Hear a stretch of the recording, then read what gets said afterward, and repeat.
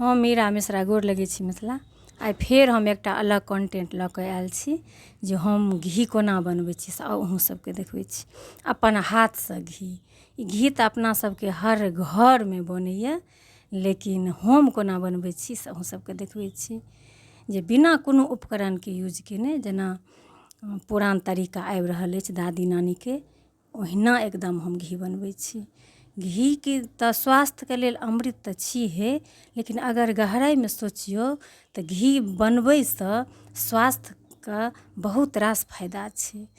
जेना एखन जिम जाइके लोक सबके जरूरत पड़ै छनि, तऽ हमरा लागैए जे पहिलका लोक ताहि दुआरे जिम तिम नहि जाइ छलखिन हँ। तऽ हमरा एहिके फायदाके देखैत हम कोनो उपकरणके यूज नहि करै छी, आओर हम बहुत कमे समयमे छाली मोहि लै छी, 4 से 5 दिनमे। किया तऽ एहिमे सबकिछु अहाँके बढ़िआँ होइ छै। 4-5 दिनपर जे अहाँ बनेबै तऽ एहिमेसँ जे अहाँके निकलत घोर, बहुत सुन्दर स्वदगर हैत। बेसी दिन भऽ जायत तऽ ओकर स्वाद खराब भऽ जायत। एहिमेसँ जे डाढ़ि निकलत तऽ बहुत सुन्दर खाइमे लागत। अहाँसब जरूर देखबै जे 4 से 5 दिनमे बनाकऽ। आओर एकटा जिन्दगीके बहुत बड़का रहस्य छुपल छै जे अहाँ केना दूधके छालीसँ घी बनै छै, मतलब कनि समय तऽ लागै छै, अहाँसब देख रहल छी, लेकिन केना अपन रङ्ग बदलै छै ओकरा मोहैत मोहैत मोहैत। इएह जिन्दगी जीबैके एकटा हमरा लागै जे फार्मूला छियै, जे सही रस्ते जे अगर अहाँ निरन्तर प्रयास करैत रहबै तऽ अहाँके जिन्दगी सेहो घीये जकाँ भऽ जायत। तऽ कनि समय तऽ लागि जाइ छै एहिमे, लेकिन हम अहिना बनबै छी। एहि दुआरे बनबै छी जे एहिमे कोनो चीज हमरा वेस्ट नहि जाइए। बस जही लोहिआमे हम बरकेबै ओहीमे हम मोहि लै छी, आओर ओकरा मोहैत मोहैत मोहैत मोहैत। पहिले तऽ एहन होइ छलैए जे 2-3 महीना लोक ठण्ढेमे बनबै छलखिन। ई कार्तिक अगहन एहन सुख समृद्धिके महीना होइ छलै जे धान पान सबकिछुके मतलब लोक पूरा सालके ओरिआन कऽ कऽ रखै छलखिन, तैँ लक्ष्मी महीना कहल जाइए। तऽ घीओ लोक एखने शुरू करै छलखिन हँ आओर भरि ठण्डा बनेलथि, किएकि पहिले तऽ फ्रिज त्रिज नहि रहै। लेकिन आब तऽ आधुनिक तरीकासँ बहुत रास फ्रिज आबि गेल हँ। जेना अपनासब फ्रिजमे राखि लै छी तऽ 12 मास बना सकै छी, लेकिन हम 12 महीना नहि बनबै छी, किएकि हमरा छालिएके यूज भऽ जाइए। तऽ हम बनेलहुँ तऽ 1 हफ्ता बनेलहुँ, फेर 1 हफ्ता नहि बनेलहुँ। तऽ बस अहाँसब देख लै छी केना मोहैत मोहैत अपन ओ घोर छोड़ि दै छै। आओर ई घोर अहाँके बहुत नीक, एहिमे जे हल्का सा अहाँ बीट नून दऽ कऽ आओर पीबै तऽ बहुत नीक, बहुत स्वदगर लगै छै। बच्चोसब मतलब चॉइससँ पी लेतै। तऽ अहाँसब एक दिन जरूर एना बनाकऽ देखबै। अहाँसब कोना बनबै छी से अहाँसब बताएब। तऽ हम तऽ अपन अहिना 4-5 दिनपरमे हम अपन छाली निकालिकऽ ओकरा एकदम हाथसँ मोहिकऽ, ओहिमे किछु बिना केने हम अपन घी बना लै छी। तऽ अहाँसब देख रहल छियै जे ई जे घोर बहुत सुन्दर ई घोर होइ छै।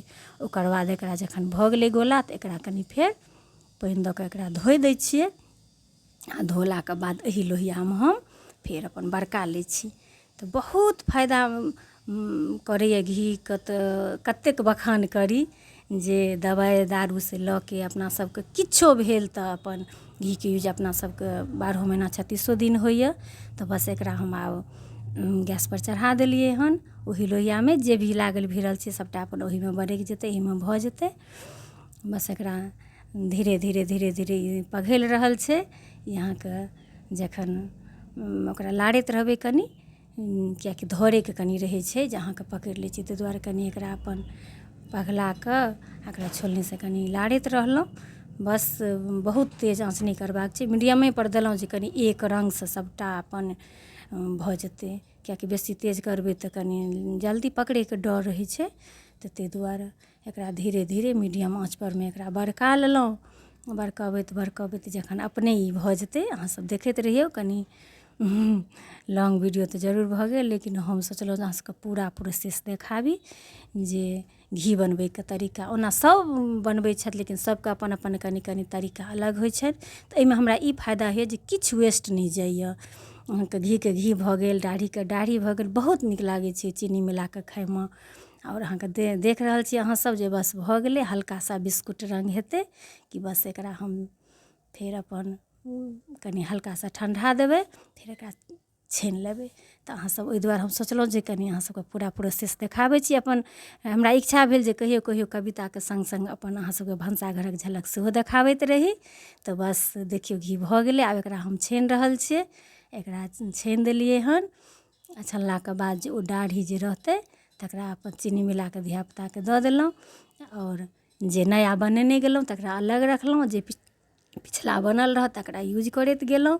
तऽ बहुत ही एकटा एहिके पाछाँ रहस्य छै, हमरा तऽ लागैए जे जीवन जीबैके रहस्य छै। तऽ अहाँसभ कोना बनबै छी से जरूर कमेन्ट करब। अगर ई तरीका अहाँसभके नीक लागल तऽ अहूँसभ अपना सकै छी, देख सकै छी। बहुत नीक, कनि मेहनत होइ छै तऽ ओ शरीरके लिए हमरा लागैए जे एकटा अपन एक्सरसाइज सेहो भऽ जाइए। हमरा फिटनेसके राज अगर कही तऽ भऽ सकैए, हमरा अन्दाजा लगैए जे एकटा हमर इहो भऽ सकैए फिटनेसके राज। तऽ हम अपन घी केना